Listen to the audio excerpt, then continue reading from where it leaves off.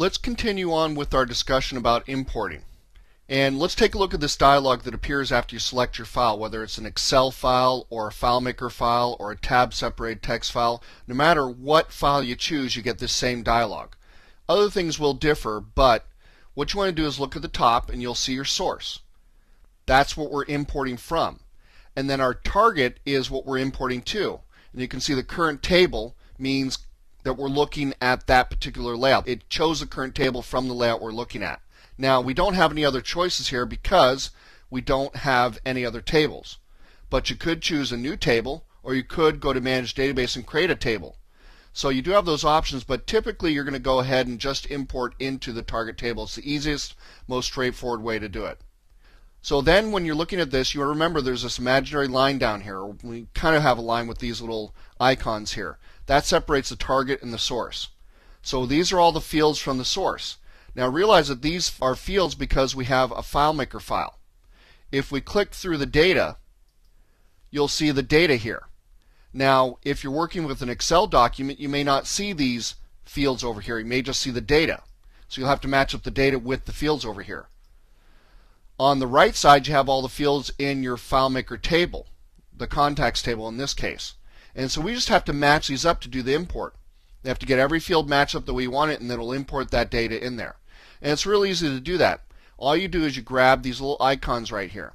You see them right down here, and you move them up to where you want them. So for instance, first name is lined up, but last name is not. So we have to find last name, and you move this right side, not the left side. So you grab it, move it down to where you want it, and you can see how it swaps those. And so you have last name matched up. Now that may be the way you have to do it, is you have to move all these fields around to match them up. But you may be able to get them matched up through this. You can see we have custom import order. That happens when you move these things just like you do in Managed Database. It makes a custom order for you. But you could choose matching names. That's probably the most popular. If you have the names are the same in your source and your target, it'll make it very easy. Just choose matching names and it matches them all up.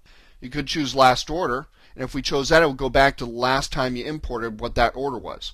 You go to creation order, which will put these in creation order right here, or in alphabetical order, we'll put this side in alphabetical, or by field types.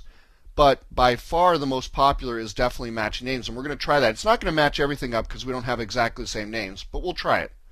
And you can see right now it's matched up city, state, and phone because they have exactly the same names. So it's made a lot less work for us. All we have to do is move our fields to where we want them.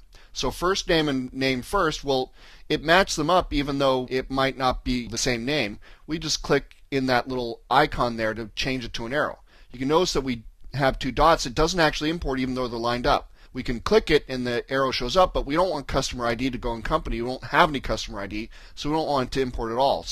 And we don't have any company over here, so we'll just leave those next to each other.